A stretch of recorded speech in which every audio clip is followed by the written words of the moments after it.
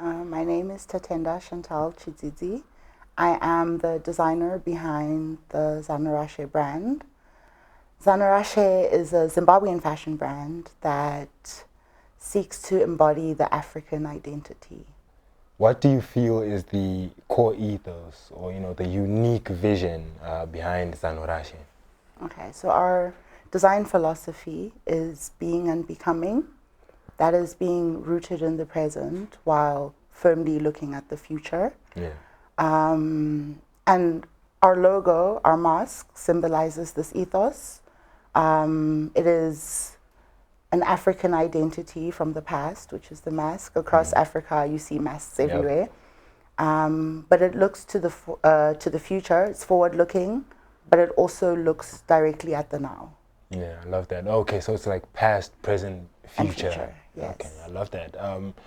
Beyond the design, the aesthetic, and some of the bits that you've shared with me, what do you feel is like the key problem or need that Zanorashe is solving for consumers? Okay, so for us personally, we make made-to-order clothes, and we also do alterations and clothing repairs. Yeah.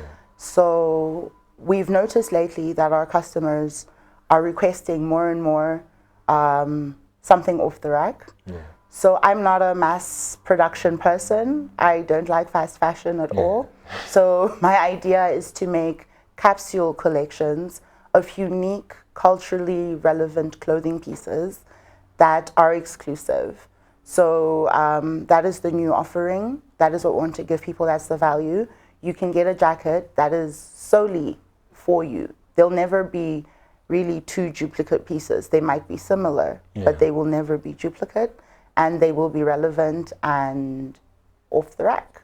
Fair enough. I love that. That idea of something unique to me, that one-of-one element. That it endears me to your brand, just as you described it.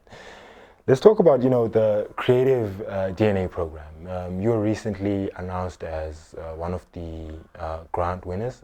Congratulations on that, by the way. Thank you. That's fantastic.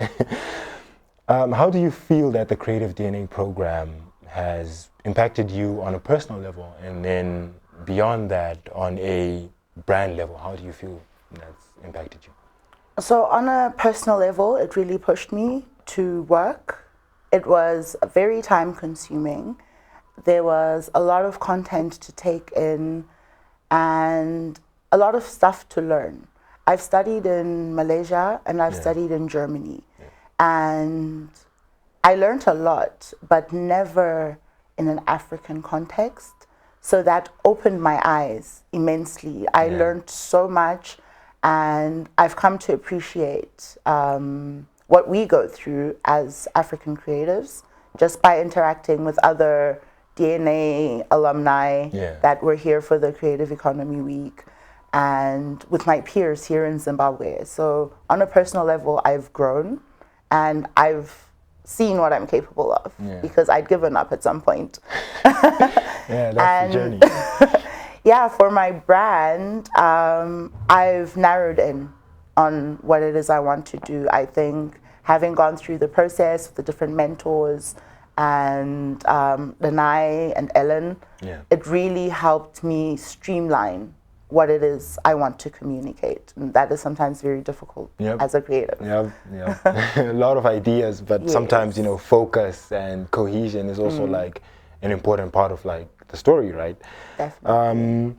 What do you feel that, during this intensive process, and funny enough, this is the third or fourth time someone has said intensive. But, what do you feel were the most significant, maybe, learning moments you experienced, through the acceleration program? Can you recall any? There were quite a few, but I think the big one was the pitch deck. Learning to just say what you mean and mean what you say in a strong and very focused kind of way. I'd never done a pitch deck in my life. In all these years, I've never looked for funding, never really pitched. And I think for me, that was a really, really big one. And then talking to Zimtrade, about the meaning of sustainable fashion.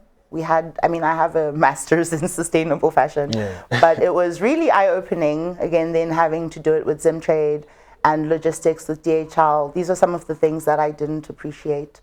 And yeah, but the pitch deck was definitely, was the one. Best. Yeah. Fair enough, I love that, I love that. So part of, winning or being like, the grant winners is implied that you guys are going to get like, seed funding, of course, right? Yes. How do you feel that this grant will empower Zanorashe going forward? I believe the seed funding is going to be a sort of enzyme, a catalyst. Yeah. I can finally be in a space where I can create what I've envisioned.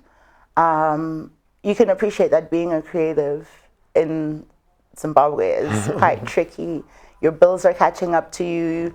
You make that extra 50. Sometimes it's difficult to put it back into the business. And, you call somewhere and you want to get your fabrics printed and they tell you it's $20 a meter. Yep. And you've already used it. So I think now it's an opportunity to say, okay, this money is to finally create what my vision is and bring it to life. Yeah. So that is the most exciting part for me. Where do you envision Zanorashe in the next, let's say, 1 to 3 years? Okay, so I've been a fashion student, I'll say that, for the past 12 years. People like to say I've been a designer for that long, but I think I've been learning. I've done a lot of fashion weeks, I've facilitated some programs, but I think I'm finally ready to launch my brand. Zanorashe has never been launched, and I think so. The first thing I'm going to do is to launch my brand with these capsule collections that I speak of. I also have always dreamt of doing menswear, so that is something that I've started working on, but I think I'll launch that at about the 2-year mark. And in 3 years' time, we're going to Paris. We are going to Paris. I love to hear that, man. Like Godspeed, and I love the clarity. But you've mentioned something there that a lot of people miss is you've been a student, you've been learning, building up the skill, building up like the know-how for like 12 years. That's a lifetime. That's a deep dedication that sometimes people miss when they go into these things, that you're going to pour a lot of your life into this before it makes sense. But the thing I'd love to ask you next is a big picture question, because you're not calling yourself a designer, but I have to call you a designer. And you don't design in isolation, right? You make these pieces and you put them out into like a market, for lack of a better term. And as a consumer, I interface it with it in a certain way. And then I'm sure like your peers in fashion and design also interface with your work in a certain way. What I would ask you is, how do you see your brand contributing to the broader, fashion ecosystem in our country? I think my brand will contribute in the sense that I believe you shouldn't die with what you know. You shouldn't die with what you learn. I am big on teaching. I am big on speaking to other people. I am not a closed door person. So I think the only thing that needed to happen is that validation to say my brand is successful and my brand does work and it means something. I'm finally at that place where I can do that. And I think when I finally prove it and people see me on a bigger stage, it will give hope to a lot of younger people to say, don't give up on your dream. Keep working, keep pushing, keep learning. Continuous learning is key. Because as a creative, you're never done learning. So I think that's what I'm going to contribute. Just this thing that you can have a dream, you can create it, and the sky's the limit. So I hope that answers the question correctly. I love correctly. Like we're in a test of sorts. But no, I actually really do relate to a lot of what you've said, right? Because a lot of these things are deeply personal. And for a long time, you're thinking, am I crazy for doing all these things? And maybe I'm not getting like, you know, the validation like you mentioned, or like the reception I would love to get, because I'm sure this is true for like 90% of creatives. It takes way longer than you think going into it. Going into it, you're like, next year but one. And then you realize, oh no, this is like my life's journey. At least that's how it's panned out for me in a lot of these contexts. So I do relate a lot to the answer you gave there. I will ask you though, what is one piece of advice you would offer to an aspiring designer who's, you know, looking to like leave a lasting mark in the industry? I would say staying true to yourself, you know, being very authentic. Don't compromise on your dream. Don't compromise on what you want to achieve, regardless of what people say. I've heard, oh, she has a Mickey Mouse degree, anotambani machira, it's not a real education. No, it is. You know, don't look to be a Pinterest tailor. That is not being a designer. Look into yourself, create what you mean what you create, and go forth and flourish. It might not happen overnight, and it shouldn't happen overnight. It's a process. So stick to yourself and stick to it.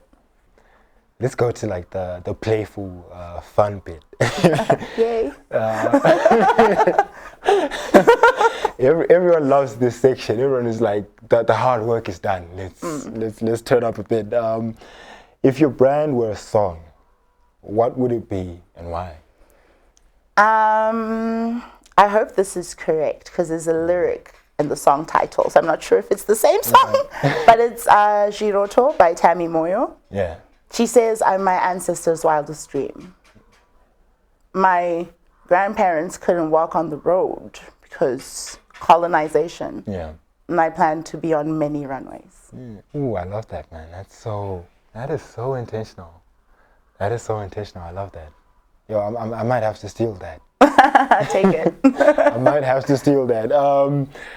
Describe your brand in, 3 words. 3 words. Afrocentric, eclectic, and bold. I don't think anyone has repeated a single word. Really? I don't think so. Maybe my memory is doing something to me, but not yet. That's really interesting. I'll ask you 2 more questions and I'll let you go. What inspired, your most recent collection? And what kind of message did you want to leave with, the people who are going to consume from this brand?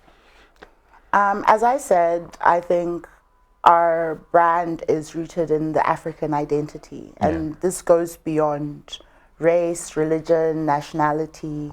When you're African, you're African. Yep. It is what it is. And the inspiration behind this is Africa. The new collection that you're going to see soon, the inspiration is Africa. The design aesthetic of Africa, I mean, it's very different from north to south. It's an endless source of inspiration. Yeah.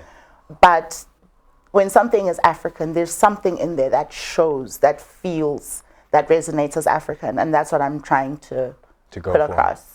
Fair enough. So is this for the launch we were talking about? Yes. Okay. I would love to be there. You're top of the list. You're invited. Full backstage pass and all. Everything. Fair enough. The last thing I would ask you, what's one thing people may not know about being a fashion designer in Zimbabwe? My peers might kill me, but most of the time we're just faking it. You're just going through, being a fashion designer is very painful. What you create is not, what you put out might not be the vision you had in your head. Yeah. And everyone will tell you, oh my God, it's amazing. And you're there beating yourself up because it's not, it's not the vision. Maybe you're 80% there and you still want the other 20% because, designers are crazy. Yeah. We have a bit of OCD, so many insecurities, imposter syndrome, all these things. But yeah, I think that's the thing. Just keep going, never stop, because, you'll never reach perfection. But, confidently say, this is the this is the piece. This is where we're yes, at. This is where we're at. This is what I put out. You'll be stitching backstage still. Yeah, fair enough. Yeah. No one gets to see that side of things, I guess. It's not easy. Yeah. Thank you so much, Tatenda. Thank you for coming, showing us your work. I think you're doing like a lot of, meaningful and interesting work. And thank you most of all for coming and share your story. It takes a lot to do that. Thank you for having me.